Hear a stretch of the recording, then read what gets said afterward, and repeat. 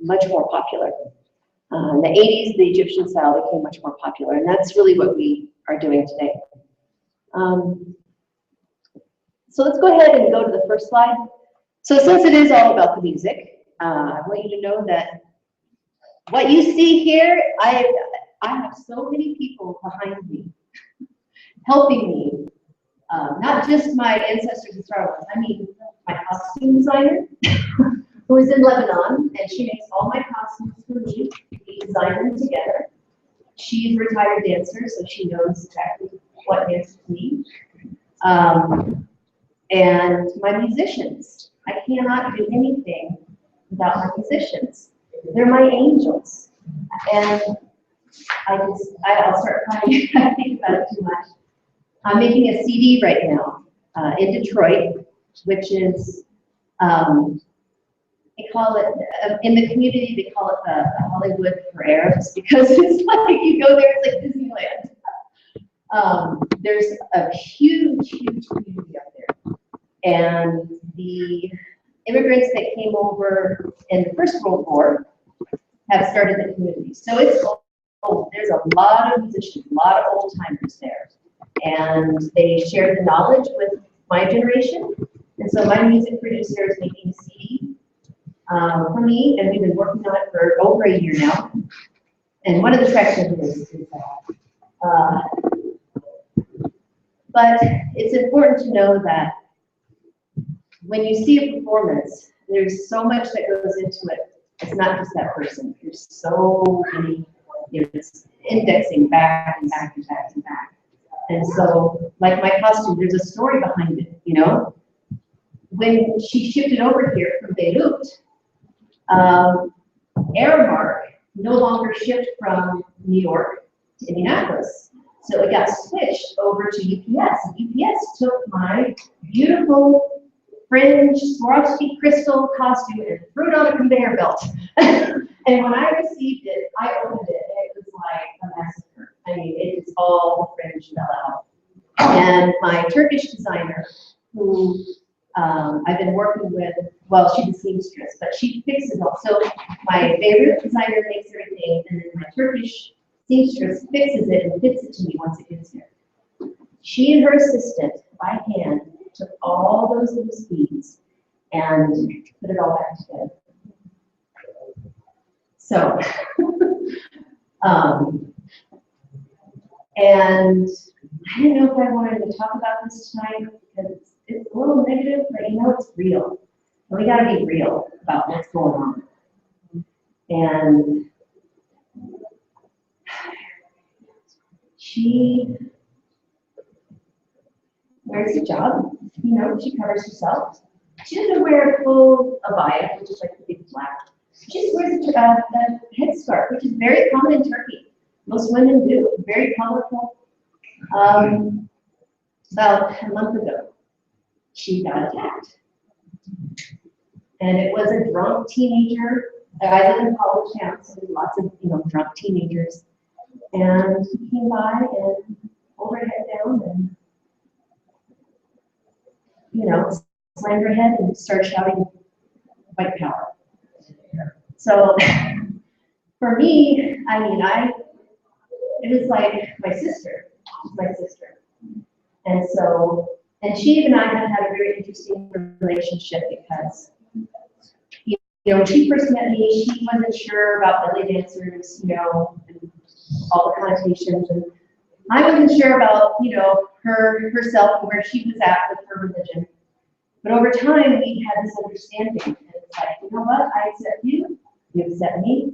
I don't tell you what to do or what to wear. She didn't tell me what to do or what to wear unless it's like a costume she's fixing, And we have this beautiful friendship now. And I wanted to tell the story because it was very important that she knew that when that boy attacked her, it really was a negative entity coming into him. He was drunk, he was passive, right? He was an open vessel, and afterward, he didn't remember a thing. And so this is what I need to be aware of, the energies around you, how it is circulating. Is it really something coming from you, when something bad happens or a freak accident happens, you know? There's lots of, you know, negative forces trying to get us to fight. Race and religion, easy. Everybody's fighting about it, right? Why are we letting them? Don't let them. Don't let them. Find common ground. Common ground for me is music and dance. So that's my bridge to that community. And that's how I get to understand them and how they get to understand me and how they talk to me. They understand, and it's a beautiful thing. So that's something that I wanted you to take home. When you're out and you're in public, you're at a grocery store or the library or whatever, and you see a woman with hijab, just look around. Be observant. Don't stare. I mean, it's real easy to look, but look around her and see the reactions. You know, just have her back. That's all I ask you. You know, have her back, because I feel like I dance for the women in the Middle East because they can't. Well, some do. Some are like, whatever. I'm gonna dance if I want to. And those are the Egyptians, okay? But you know, 99.9999% of Middle Eastern women do not perform in public, and so they've always been my best fans. And so I do for them what they can't do for themselves. So, okay, so our show today. I picked a bunch of music that is not just from Detroit, but my other friends. I want my friends here to meet you guys. It's very important to have that frequency. So the first one is Earth Tribe by Horse Grass Band. Horse Grass is a friend of mine. It's an overture I'm using to get you guys ready. The second one is it's what's called, what we call belly dance, they call rock shark. Rock shark means dance of the East or dance of the Orient. This one happens to be like contemporary tradition. And the style is like an opening piece called Allegiance. The third one is called Sawat, which means wanderer, and then I'll go with that next. Fourth one is a baladi solo. Baladi means country, means my country. It also is a style of music, it's also a style of dance, it's also the name of a dress. So when you hear baladi, I think it means country, my country. And that's this style of music is improvisation. The fifth one is a drum solo. It's off the new CD, so it's one that was written for me. And the drummer is from Palestine, and he won an award over there, so it's really, really good. Sixth one is the Captivation, which is like my all-time favorite drum solo in the whole world. Tony Bahu used to work with my music producer, who's Nader Harb. And he's from Detroit. And the last one is one that I'm going to get you guys up to dance with me. Don't laugh, it's really easy. So I'm just going to show you real quick. And you can just down and do it. What we're going to do.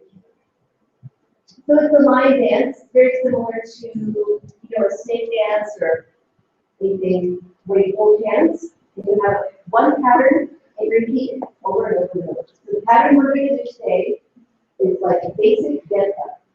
Cross, cross, kicks, cross, cross, kicks.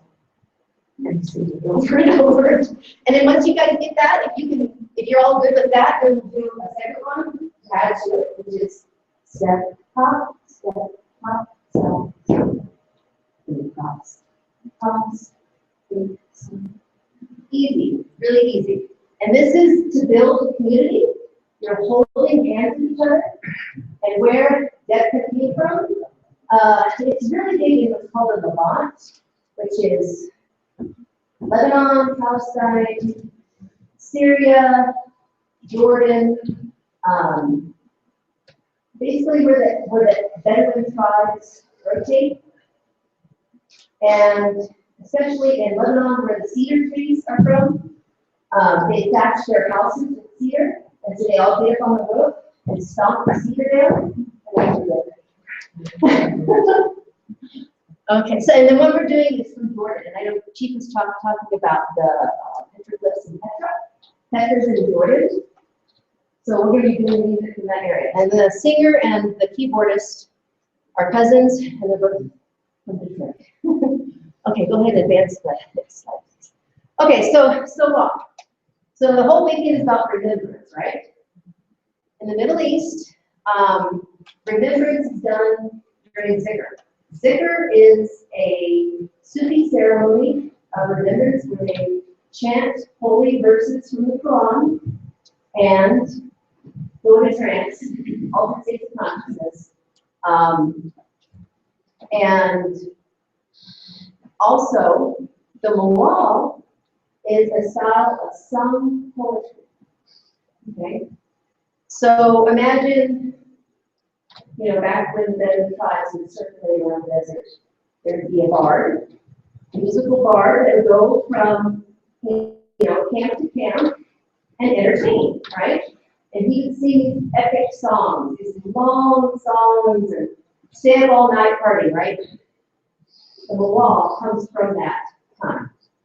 So it's very, it's held in very high esteem. If you're a singer in Arabic music and you do mawal, then it's good, And that's how they judge you, is on how well you sing the Arabic songs. So as you can see here, this one is about the wanderer. And I thought this is, and just like in haiku, it has to follow a very particular pattern. Same thing with mawal, it has to follow very particular stanzas. So this one, as you can read, I don't like vagabond. Yeah, my thing is if you can't sing it in English, the bad translations don't do it. I like traveler or wanderer. And walking between countries, wanderer. Wandering and walking through the lands, wandering. And the step between me and my lover is big or far. And the distance between me and my beloved is vast. A long journey and I'm wounded in it. It's a long journey. And in it, I'm a stranger. And the night approaches and the day goes. And the night draws near, the sun has returned to its home. You can go ahead and fast forward, or go to the next one. And then this is the next one. And if you see my beloved, say hello to him. If you find my love, greet him for me. Reassure me, how is my brown-looking girl doing so far away? Reassure me about my love. Why does the separation done? So all secular music is sacred music. All secular music comes from the sacred music themes, which is Sufism. And in Sufism, there's the lover and the beloved, and the union and the separation. And there's thousands of stories about that. So this is one of them. And it's so long in your heart. Oh, I remember the beloved. And who is the beloved? We can read it as at a secular level, or we can read it at a sacred level. So it can be between you and God, or between you and God. You can read it however you want. Okay, go ahead and the next one. Okay, that's it. Okay, keep yourself comfortable. I'm going to go out and switch lessons, and I'll be right back.